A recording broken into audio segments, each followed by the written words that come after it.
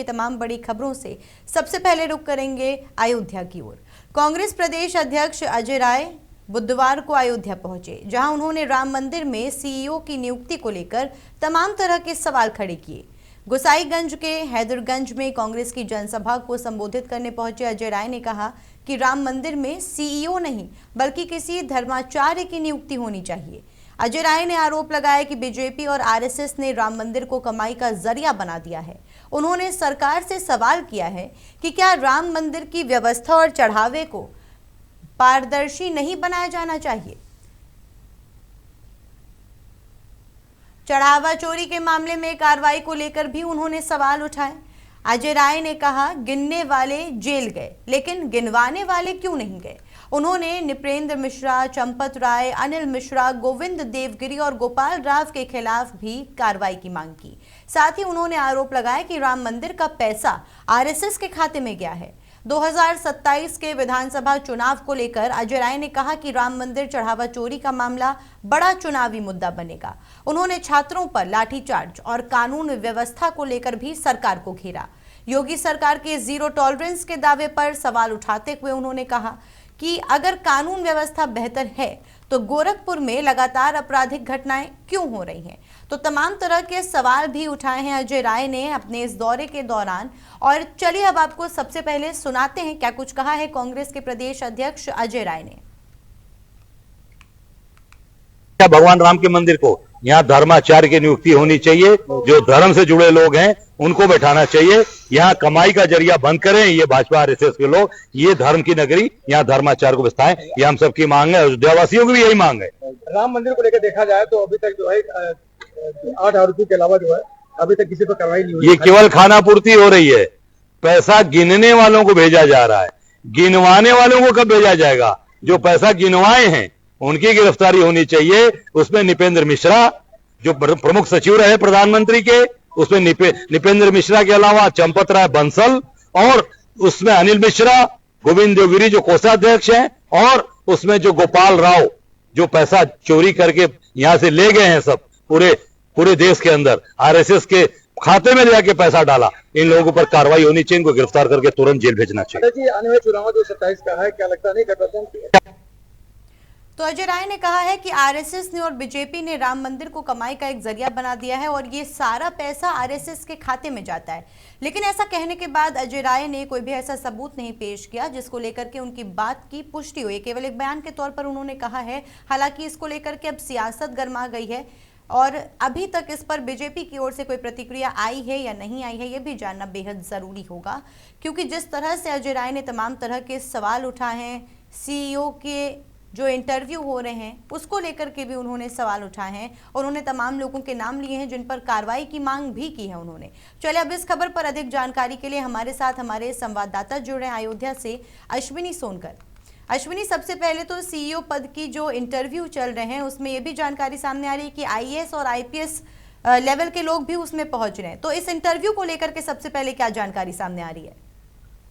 देखिए, राम मंदिर गबन के मामले जो है लगातार जो है सियासी हलचल तेज रहा है। उसके बाद सीईओ पद के लिए लगातार आईपीएस अधिकारी इसमें जो है शामिल हो रहे हैं। लगातार अभी तक चार जो आईपीएस अधिकारी है उनके जो है प्रेस कॉन्फ्रेंस उनकी मीटिंग हुई थी। उसके बाद जो उनके इंटरव्यू था, इसमें जो है उस बैठक के बाद जो है इंटरव्यू भी जारी है और इस बैठक के बाद जो होगा निर्णय और जो है मुख्यमंत्री योगी आदित्यनाथ के द्वारा निकाला जाएगा। क्योंकि लगातार लोगों से बातचीत की जा रही है, क्योंकि जिस तरीके से अयोध्या के पूर्व आईपीएस रहे हैं उनके द्वारा भी ये मीटिंग में पहुंचे हुए थे, इनका भी इंटरव्यू हुआ था। कहीं ना उसको देखते हुए लगातार जो है ज्यादातर आईपीएस अधिकारी से सीईओ की रेस में शामिल हो रहे हैं। जी रीति, बिल्कुल अश्विनी, इसी के साथ आज कांग्रेस के प्रदेश अध्यक्ष पहुंचे हैं और उन्होंने तमाम तरह की बातें कह दी है, तमाम तरह के इल्जाम लगा दिए। सबसे बड़ी बात जो उन्होंने कही वो ये कहा कि आरएसएस जो है वो राम मंदिर को कमाई का जरिया बना रहा है और ये सारा पैसा आरएसएस और बीजेपी के खाते में जा रहा है। तो क्या जब उन्होंने ये बात कही तो इसको लेकर के कोई प्रूफ, कोई साक्ष्य, जो इस तरह की बातें हो रही हैं कि अगर आरएसएस के खाते में पैसा जा रहा है या बीजेपी के खाते में पैसा जा रहा है?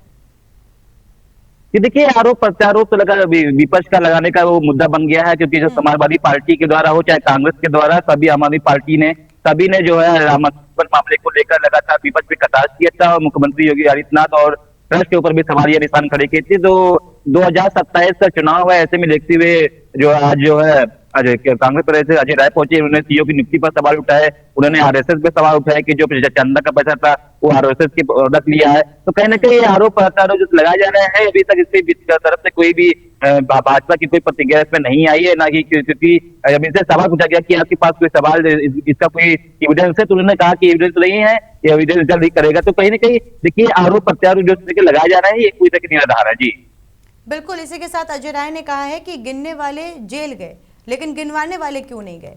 मतलब उनका सीधा कहना है कि ये जो जांच हुई है राम मंदिर घोटाले मामले में वो सिर्फ एक खाना पूर्ति है। जी देखिए आदित्य, आपने सही कहा। देखिए राम मंदिर गबन मामले के बाद जो है, जो 8 आरोपी मंडल कारागार में बंद है, उसके बाद एसआईटी जांच हुई थी और उसके बाद एसआईटी जांच के बाद जो है सुप्रीम कोर्ट के बाद सौंपी गई थी, जिसमें सुप्रीम कोर्ट ने उस एसआईटी जांच को नकार दिया था। उन्होंने साफ कहा था कि उन्होंने मुख्यमंत्री योगी आदित्यनाथ ट्रस्ट और जो है प्रधानमंत्री मोदी को नोटिस जारी किया गया था कि नई ट्रस्ट का गठन करके इस पूरे मामले की फिर से तहकीकात करे, और उसके बाद जो है ट्रस्ट के द्वारा इस पूरे मामले को लेकर एक एसआईटी गठन की गई, जिसमें जो है 2 आईपीएस अधिकारी अयोध्या के डीआईजी सौमिन वर्मा और एसएसपी गौरव ग्रोवर और एक किरण जी है वो लखनऊ की आईपीएस है, उनको शामिल किया गया और लगातार एसआईटी भी जांच पड़ताल कर रही है। अब जांच पड़ताल करने के बाद जब एसआईटी रिपोर्ट अपनी सौंपेगी सुप्रीम कोर्ट को, तभी निकल किया गया कि क्या इसमें सच्चाई है, क्या इसमें झूठ है। तो अभी इस बारे में जिस तरीके से आरोप प्रत्यारोप लगातार कांग्रेस और समाजवादी पार्टी वो लगा रही है, ये अभी निराधार है, क्योंकि सुप्रीम कोर्ट के बाद जब एसआईटी रिपोर्ट सौंपी जाएगी, उसमें जब सुप्रीम कोर्ट फैसला करेगा तो उस सुप्रीम कोर्ट के फैसले का सबको इंतजार करना चाहिए, क्योंकि सुप्रीम कोर्ट ने पहले भी कहा था कि राम मंदिर गबन मामले पर किसी भी सत्ता पक्ष के लोगों को इस पर टिप्पणी नहीं करनी चाहिए जब तक एसआईटी रिपोर्ट पूरी कंप्लीट न हो जाए। जी अदिति। बिल्कुल बिल्कुल अश्विनी, इसी के साथ जो अहम सवाल है वो चुनाव से जुड़ा हुआ है कि अब 2027 में जो विधानसभा चुनाव आ रहे हैं, क्या उसमें कांग्रेस के पास ये मुद्दे उनके प्रॉफिट के तरफ जाएंगे, उनको लाभ दिलाने के काम आएंगे, जिस तरह से उन्होंने जीरो टॉलरेंस को लेकर के बात की, कानून व्यवस्था पर सवाल उठाए और सबसे बड़ा मुद्दा राम मंदिर को लेकर के जो उन्होंने बोला है। देखिए आदित्य, जिस तरीके से 2027 चुनाव का कुछ ही महीने बचे हुए हैं, 5-6 महीने बचे हुए हैं, इसमें देखते हुए लगातार अयोध्या से समाजवादी पार्टी हो या कांग्रेस हो या अन्य राजनीतिक पार्टियां हो, सभी ने भी इनके अलावा सिर्फ समाजवादी पार्टी ने ब्राह्मण चेहरा उतारा है, जो कि 2012-2017 के चुनाव में बीजेपी ने करारी हार दी थी तेजनारायण पांडे को, तो वो चेहरा उतारा गया है और लगातार विपक्ष सवाल कर रहा है कि जो है 50 सीटें ही निकाल पाएंगे। मगर जो कि अगर उत्तर प्रदेश की राजनीति की बात करें तो उत्तर प्रदेश की राजनीति में समाजवादी पार्टी और बीजेपी का बोलबाला ज्यादा रहा है। कांग्रेस बहुत पीछे रही है, कांग्रेस सिर्फ चेन में रही है, कांग्रेस अभी भी पीछे है। उनका जिस तरीके से चुनाव की बात कर रहे हैं, कहीं ना कहीं चुनाव के नतीजे जो है, क्योंकि उत्तर प्रदेश में सिर्फ अगर कोई किसी ने अगर जीत हासिल की है तो वो भाजपा रही है और समाजवादी पार्टी रही है, उसके बाद मायावती तीसरे नंबर पर रही है बसपा से। तो जिस तरीके से चुनाव आ रहा है, लगातार विपक्ष आरोप प्रत्यारोप लगा रहा है। फिलहाल अभी कांग्रेस और बसपा ने और अन्य राजनीतिक पार्टियों ने अभी तक अपने पत्ते नहीं उतारे हैं, क्योंकि समाजवादी पार्टी से ब्राह्मण चेहरा जो है तेजनारायण पांडे को उतारा गया है और कहीं ना कहीं जिस तरीके से लगातार बीजेपी की जो चर्चाएं चल रही है वो भी ब्राह्मण चेहरे उतारने की, कहीं ना कहीं जिस तरीके से बात सियासत की तो है, यूपी से भी एआईएम की ओवैसी पार्टी वो भी चुनाव लड़ने के कगार पे आ गई है। तो कहीं ना कहीं जिस तरीके से जो चुनाव होगा 2027 के चुनाव में, वो ओवैसी अगर उतारती है तो ओवैसी जो है जो समाजवादी का मुस्लिम वोटर है वो उनको काम कहीं ना कहीं करेगी और 2027 का चुनाव समाजवादी पार्टी और बनाम बीजेपी ये दोनों लोगों को देखने के बीच रहेगा, क्योंकि 2027 के चुनाव ब्राह्मणवाद के अयोध्या से राजनीति शुरू होती थी, अयोध्या से ब्राह्मण चेहरा उतारा है, तो कहीं ना कहीं एक अयोध्या से बिल्कुल बचने की संभावना है। जी आदित्य। बिल्कुल अश्विनी, इसी के साथ अयोध्या के अगर माहौल के बारे में जानकारी लेना चाहें तो क्या माहौल देखने को मिल रहा है, किस तरह की सुरक्षा देखने को मिल रही है, क्योंकि इंटरव्यू का आज आखिरी दिन है 12 अगस्त को और आज आगमन भी हुआ है कांग्रेस के प्रदेश अध्यक्ष का और इतनी बयानबाजी भी हुई है, तो इसको लेकर के क्या माहौल है?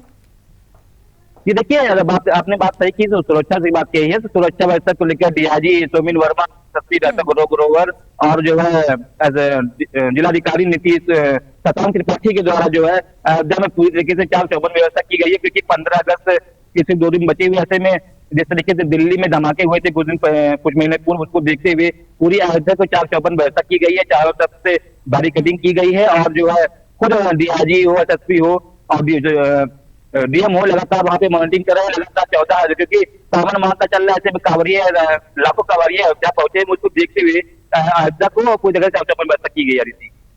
बिल्कुल अश्विनी, अगर हम ग्राउंड रिपोर्ट की बात करें, क्योंकि आप ग्राउंड पे मौजूद हैं, लोगों से बातचीत करते रहते हैं, तो लोगों का क्या कुछ कहना है? अगर चुनावी लिहाज से हम जानना चाहें तो लोगों का क्या कुछ कहना है? तो देखिए, जिस तरीके से राम मंदिर गबन का मामला समाजवादी पार्टी और कांग्रेस ने आम आदमी पार्टी में उठाया था, उसके बाद जो है हमारी बात यहाँ के जो श्रद्धालु उनसे हुई थी, उन्होंने साफ कहा था कि हमने जो है राम मंदिर के लिए दान कर दिया, वो दान जो कर दिया वो हमने भगवान राम के नाम पर दान किया है, वो कहीं भी जाए हमसे उससे नहीं मतलब है। और इसको देखते हुए लगातार यही भी जो श्रद्धालु उनका कह रहा था कि जो है इस बार भी बीजेपी सरकार ही हम लोग बनाएंगे, क्योंकि बीजेपी ने कई अहम काम किए, उसे देखते हुए लगातार जो है चाहे अयोध्या की बात करें, चाहे आसपास बस्ती क्षेत्र गोंडा हो, नवाबगंज हो, कहीं भी आप बात करें पांचों मंडलों के मिला के, तो लगातार लोग बीजेपी का बोलबाला है, लोगों को बीजेपी के पक्ष में उतरने की संभावना जताई जा रही है। जी बिल्कुल ठीक है अश्विनी, आपका बहुत बहुत धन्यवाद हमारे साथ जुड़ने के लिए। तो लगातार बयानबाजी जारी है, आरोप प्रत्यारोप का दौर देखने को ही मिल रहा है, लेकिन सबसे अहम बात यह है कि अभी तक इस पर बीजेपी की ओर से कोई प्रतिक्रिया सामने नहीं आई है। और वहीं ये भी देखना होगा कि ये तमाम जो मुद्दे उठ रहे हैं, चाहे वो जीरो टॉलरेंस नीति पर हो, चाहे वो कानून व्यवस्था पर हो, चाहे वो राम मंदिर को हो, चाहे वो छात्रों पर हुए लाठीचार्ज पर हो, इन तमाम मुद्दों का 2027 के विधानसभा चुनाव में कितना असर पड़ेगा और क्या असर पड़ेगा, ये देखने वाली बात होगी। फिलहाल इस तरह की खबरों पर बने रहेंगे, लेकिन अब रुख करेंगे बिहार की ओर। बिहार की राजधानी पटना में अपराधियों के बढ़ते हौसले ने एक बार फिर कानून व्यवस्था पर सवाल खड़े कर दिए।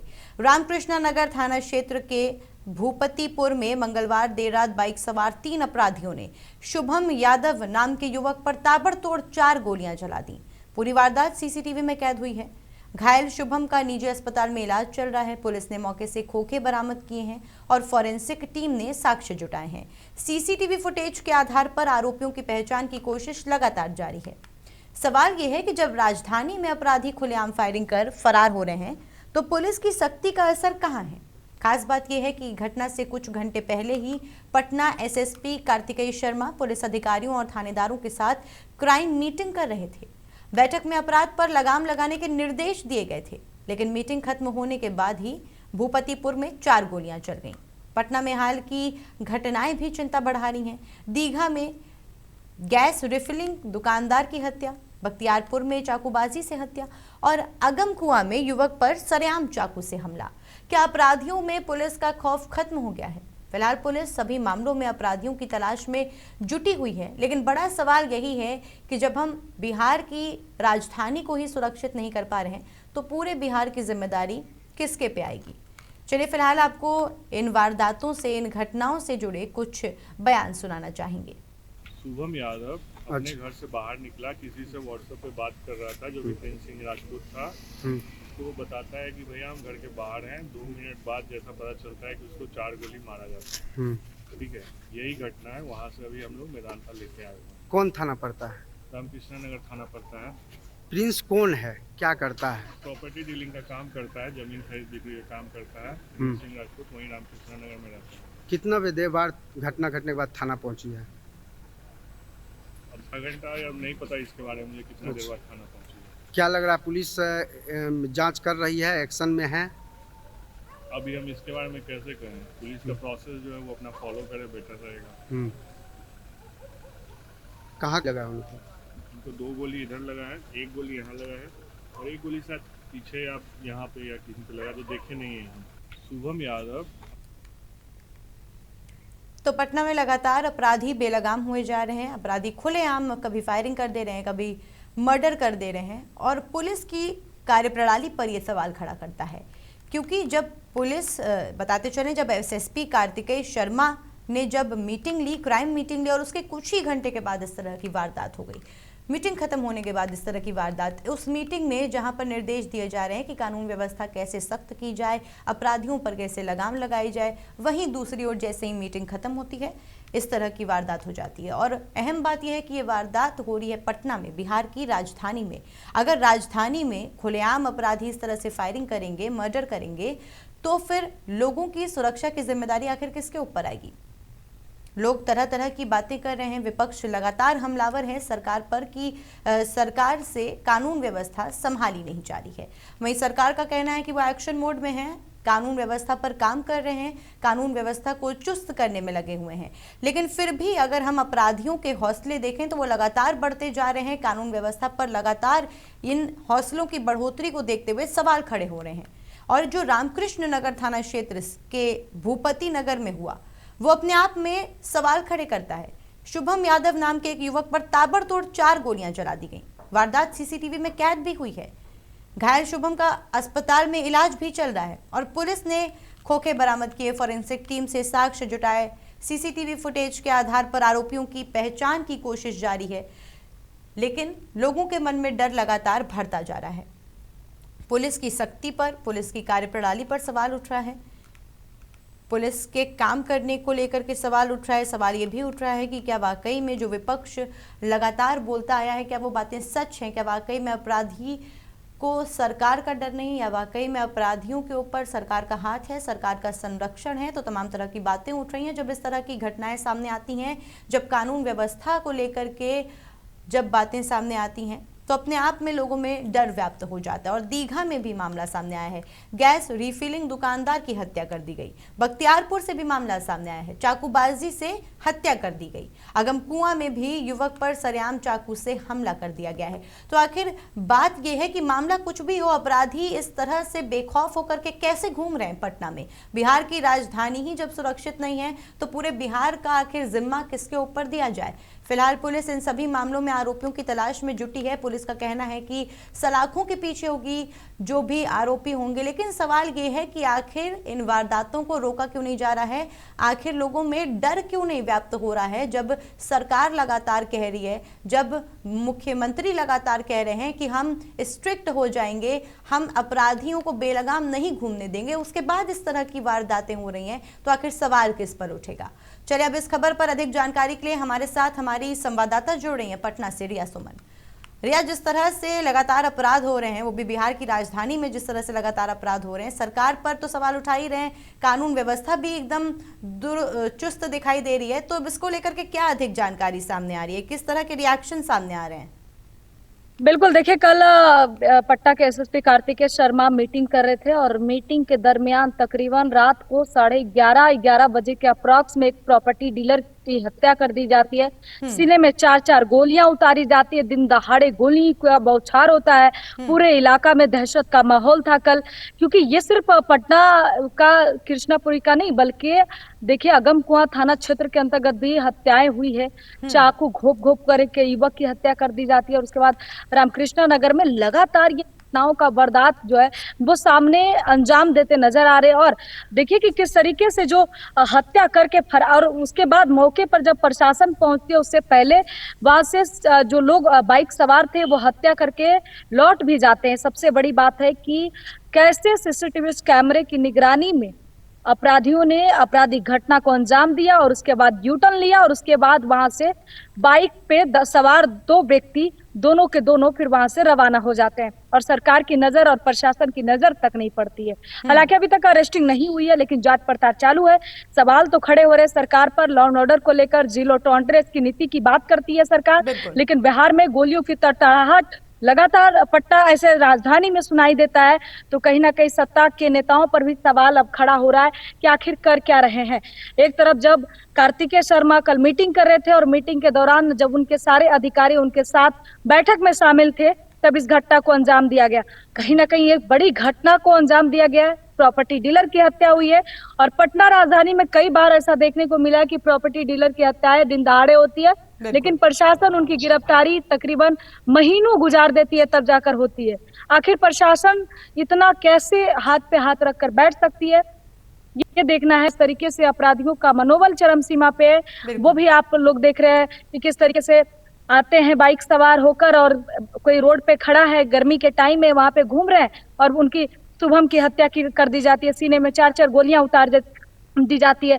तो ये लोग कहाँ से आते हैं, कैसे आते हैं, आखिर भनक तक क्यों नहीं लगती है, सरकार की नजर क्यों नहीं पड़ती है, प्रशासन इतना कैसे चंद्रुप हो सकती है, ये सवाल खड़ा है आदित्य। बिल्कुल रिया, क्योंकि जितनी बार भी सम्राट चौधरी ने लोगों को संबोधित किया है, हमेशा उन्होंने कानून व्यवस्था को लेकर के बात की है, हमेशा कि कानून व्यवस्था दुरुस्त करेंगे, हम जीरो टॉलरेंस नीति लाएंगे। लेकिन अगले ही दिन फिर कुछ ना कुछ हो जाता है, पटना में खासकर जब राजधानी सुरक्षित बिल्कुल। नहीं रख पा रहे हैं तो किस तरह से पूरे बिहार को सुरक्षित रखेंगे? कहीं ना कहीं विपक्ष भी यही कह बिल्कुल, रहा है कि देखिए- संभाली नहीं जा रही उनसे बिहार की कानून व्यवस्था। बिल्कुल, कानून व्यवस्था तो बिल्कुल चरमरा गया और गृह विभाग देखा जाए तो सम्राट चौधरी के पास ही है, क्योंकि वो बिहार के मुख्यमंत्री है और गृह विभाग 2 बार वो संभाल चुके हैं। पूर्व में भी वो गृह मंत्री थे जब नीतीश कुमार मुख्यमंत्री थे। तो सवाल तो खड़ा होता है कि जब आप 2-2 बार गृह विभाग को संभाल रहे हैं और पूरे अधिकारियों को लगा दिए हैं कि बिहार में एकदम आपराधिक घटनाओं को जो अंजाम दे रहे हैं उनको बख्शा नहीं जाए, तो फिर कैसे आपराधिक घटनाएं हो रही है? प्रशासन से बिल्कुल नहीं डर रही है अपराधी, ये सवाल तो खड़ा होता है और सरकार से सवाल का जवाब मांगा जा रहा है। विपक्ष लगातार प्रेस कॉन्फ्रेंस के माध्यम से सरकार पे कई निशाना साध रहे हैं। तेजस्वी यादव ने कहा कि बिहार में अपराधियों का मनोबल हाई है, दिन दहाड़े सबको गोलियां लगती है और सरकार हाथ पे हाथ रखे रहती है। बेटियों का अपहरण हो जा रहा है, बेटियां सुरक्षित नहीं है, लेकिन सरकार जवाब क्या दे रही है? और अभी तक इस जो हत्या हुआ है उस पर अभी तक सम्राट चौधरी का कोई रिएक्शन नहीं आया है, ना ही एक्शन दिखा है। तो ये तो साफ पता चलता है कि सम्राट चौधरी किस विषय में क्या काम कर रहे हैं। ये विपक्ष का लगातार सवाल खड़ा। बिल्कुल ठीक है जी, आपका बहुत बहुत धन्यवाद हमारे साथ जुड़ने के लिए। तो बिहार की अगर बात करें, खासकर राजधानी की अगर बात करें, तो व्यवस्था आपके सामने है किस तरह से अपराध अनियंत्रित होता जा रहा है, अपराधी बेखौफ होते जा रहे हैं। लेकिन इस पर सबसे बड़ा सवाल ये है कि जो सत्ता में बैठे लोग हैं वो मौन हैं। उनकी तरफ से ना कोई रिएक्शन सामने आता है, उनकी तरफ से ना कोई बयान सामने आता है।